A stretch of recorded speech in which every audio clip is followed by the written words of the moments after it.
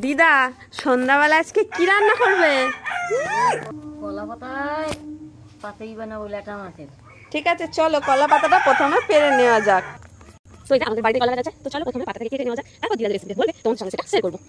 এই দেখো আমার দিদা আমার শাশুড়ি মাকে চুলে দিয়েছে, দেখছো কত সুন্দর লাগছে। চলো কলা পাতা কেটে নিবো এখানে।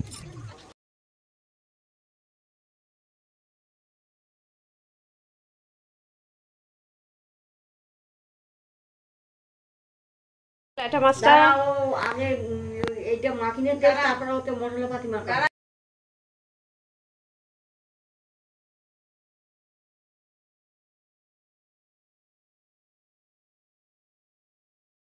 বলো। হ্যাঁ, কলা পাতায় তেল মাখালাম, এখন মাছেতে মশলা মাখাবে।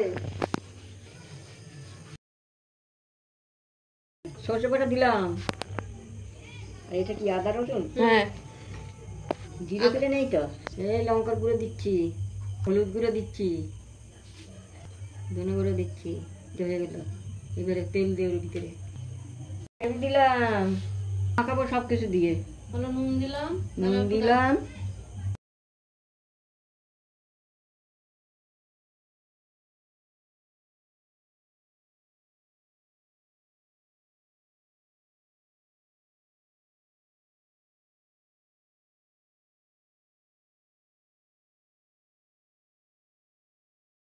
তাওয়ায় দিলাম,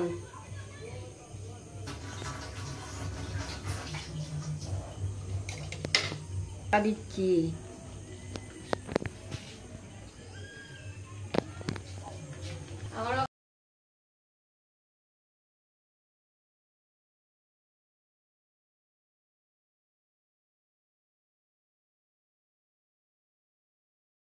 খুলে দেখাও একটু। এই তো খুলে দেখাচ্ছি। তো বাহ, খুব সুন্দর হয়েছে তো। এবার খেয়ে দেখতে হবে তো নাকি কেমন হয়েছে। তো এই যে দিদার বানানো হয়ে গেছে, এবার খেয়ে টেস্ট করে বলবো কেমন হয়েছে।